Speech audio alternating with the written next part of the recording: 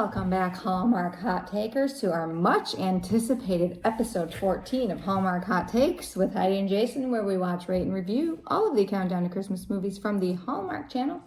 And how do we rate these movies? Is Jason? episode 14 very coveted? Well, just because of, you'll find out why. Oh, okay. Well, it's a candy cane based rating system we will use today. From half candy cane all the way up to 5 candy canes. Add them together, get a score out of 10 possible candy canes. And that is based on how much we liked or disliked this movie. So this is much anticipated because this is a Lacey movie. Love Lacey. Not only Lacey Chabert, but Scott Wolf. You might remember this dynamic duo from a little show called Party of Five. I know I do. So this is a Merry Scottish Christmas. So meet Lyndsey and Brad, who are brother and sister, who make their way to Scotland at the behest of their mother for the holidays and arrive at Glencrave Castle. They think this is like just a swanky hotel, only to be told by their mother that they are actually the heirs to the whole Glencrave estate and titles. The manor. Their mother was going to inherit, but she left and married a Yank and went to go join his folk band, leaving her brother to take the title, and then they became estranged. And so now it is up to Lyndsey and Brad to determine if they want to take the title. They're not very happy with their mother for keeping this secret. They, had a whole wing of their family tree they didn't know. And then you learn a little bit about Lyndsey and Brad. They're a bit estranged. They grew up very close. And Brad took care of Lyndsey after their parents got a divorce, but then his life got in the way. They kind of grew apart. Brad and his wife, Sarah, are trying to have a baby with no luck, so they're a little bit on the skids, and the whole movie is them trying to figure out whether or not they want to take on this role, or if they are going to sell Glencrave, and that'll be the end of it. Yeah. So we also meet Mac, who is the estate keeper. Right? Yes. The groundskeeper. He's the dude. And he really encourages Lyndsey, he's Lyndsey's love interest, and Brad to take up the Brad's mantle. Love interest? No. He encourages Lyndsey and Brad, to take up the mantle of their family's heritage. And Brad and Sarah kind of get their crap together at the end and just realize, hey, they love each other. Whether they have a kid or not, they'll figure it out. They decide that they want to take the royal titles. After Lyndsey and Brad become close again, this kind of honks off Lyndsey because she thought they would make the decision together. She is going to go back to the United States, and this makes everyone very sad. But at the end of the day, as Lyndsey is driving away, she realizes that this is her family and she doesn't want to leave them. So she goes back to the castle, and they have a great old Glencrave Christmas, and her and Mac hook up and kiss. And then we flash forward to a year later, and Brad and Sarah have a baby, and everyone's still happy, and they are kicking in at Glencrave, and that is a Merry Scottish Christmas. One heck of a recap. Thank you. All right, you want to review this? I do. Let's dive into this review. All right, where are you going? We're going dislikes. All right, what did you like? What For do you got? fans of the show, usually dislikes are a good thing. What is your dislike? What do you got? There was a scene where they were hauling a Christmas tree. And 3 people couldn't stand it up. It was a big tree. Why was the tree so heavy? I feel like it was not Scottish. That heavy. Scottish pine? Scottish pine. I think that's what they're called. Yeah. This was... Mac is the groundskeeper. For the Mac. Entire estate? So there's 300 acres of this thing. There's got to be more than one groundskeeper. 300. It was 3,000 acres. Was it 3,000? Yeah, it was huge. It was some big number. So I didn't like that. And they lit a bonfire in the middle of the day. Didn't like that. And my 2 most egregious dislikes were they were going to sell an estate that's been in the family since the 14th century. Well, if nobody wanted to run it, what are their options? You find the next of kin. That's it, though. That was the bloodline. I don't know. You go to a distant... you have to go to the next cousin. You can't just... There are no cousins. You can't just sell that. You can't... It's been in the family since the 14th century. And there wasn't... when Lyndsey was debating about whether she was going to stay or go. It didn't seem like there was a lot actually keeping her in California. No, that's what I have. So it was kind of... Like, why can't she stay? There was nothing that really kept her from... Right, there was no boyfriend or... Yeah, she ran a clinic, which was fine, but you can be a doctor in Scotland. So there wasn't really a lot that was keeping her from really, making it work. My biggest dislike was, I don't like how upset they got that this was a secret. It wasn't like that big of a deal. I kind of liked that. Oh, you did? Yeah. No, I didn't. I'm like, don't be so mad at your mom. The reason I liked it is because they were right about they didn't get to know half of their family. Yeah. And like their heritage and where they came from, I think. Yeah, I didn't like that as much, but yeah, that's all I had. I didn't have anything else. Like, Lotta again.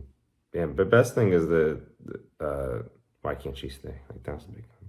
Right. There's no reason she can't stay. She can stay. But she did. All right. What about lakes?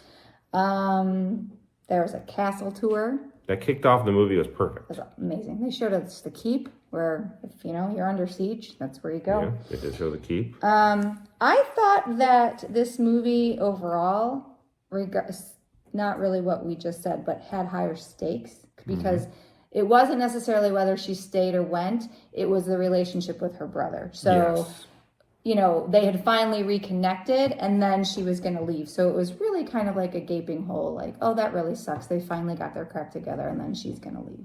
So I thought the stakes were good. And I thought the stakes with Brad and Sarah's marriage and the baby and all that was really good because there was actually tension there. Yeah, I like the whole brother sister. Like, that was the main focal point. Yeah. And then a little bit of the mom, and then the love interest, and then the brother and his wife was like second or third, focus. But it was good. That was good. And like I said, I did like that they were mad at their mom. I like Hamish.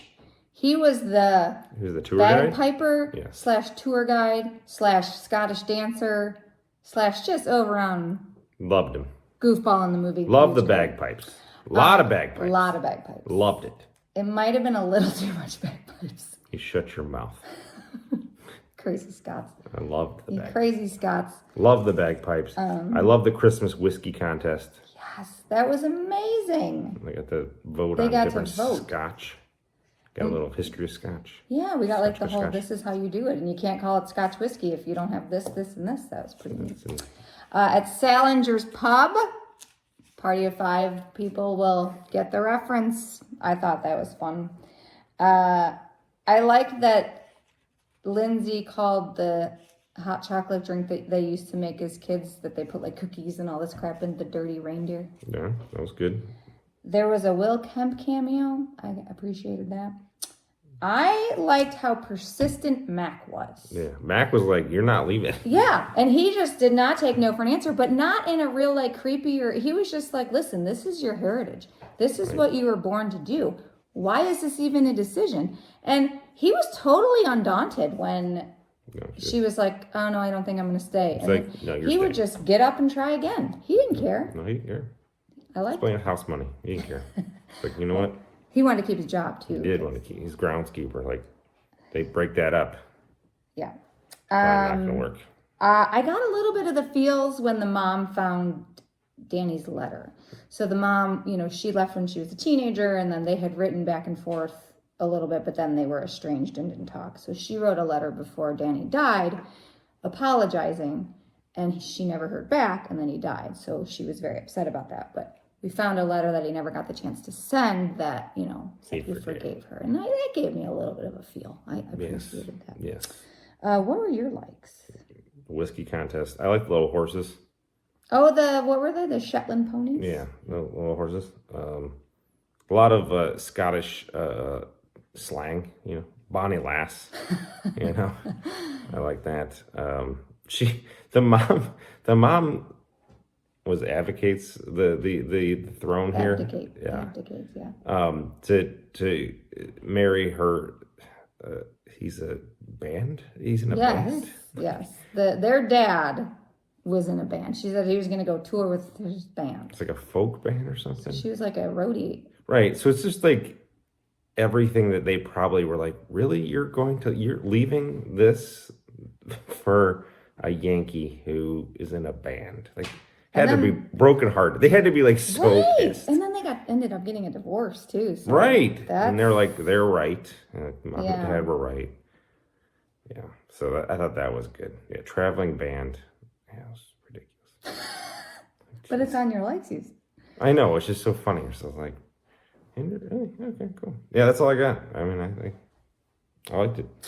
All right. Well, Candy cane this. I really liked this movie, and I really, really love Lacey, and Scott Wolf was great. He had a great character. I really liked the brother-sister thing, that was the focus of the movie, with just a tiny little romance thrown in. And the only thing I'm going to ding it on is I wished her pull to California was a little bit stronger. But I loved this movie. It was really great. I'm giving it 4.5 candy canes. Nice. 4.5 with my 4.5. Yay! That's a 9. That's a 9. This is a good movie. It was almost there. It's just, it didn't have all the laughter and all the engagement. It wasn't super humorous. That a perfect score gets. Yeah, so we need to laugh a little bit, Yeah, you know. you need to be pulled in. Yeah, but no, it was a great movie. Great job, Lacey. Great job, Scott Wolf. Welcome to the Hallmark verse. I loved it. Love it. All right, we'll do a review or a preview. What's up next, Hyde? Well, Jay, Holiday Hotline, starring Emily Tennant and Niall Matter. I don't know how you say his name ever. I think I butcher it every year, but it's fine. After leaving London, Abby connects with an anonymous caller while working at a cooking hotline. The caller is single dad John, who Abby unknowingly has become smitten with in real life. Ooh. Maybe this has got some You Got Mail. Yeah, it's got like a to You've it. Got Mail kind of vibe. FOX. FOX. I like it. I like it. I like the but premise. You hate that movie. I do hate that movie. So why would you like it? Well, again, it's And how do you hate that movie? Yeah. You're insane. it's a ripoff of Sleepless You're a in ripoff. Seattle. No, it's not. Yes. Have you ever even seen Yes. either movie all the way through? Yeah. It's not a ripoff. Sleepless in Seattle is a totally different movie that just happens to have the same two people. You are a completely different movie. Your face is stupid. All right. So Holiday Hotline next time. Holiday Hotline. Maybe we need a Holiday Hotline. Yeah. All right. All right. Bye.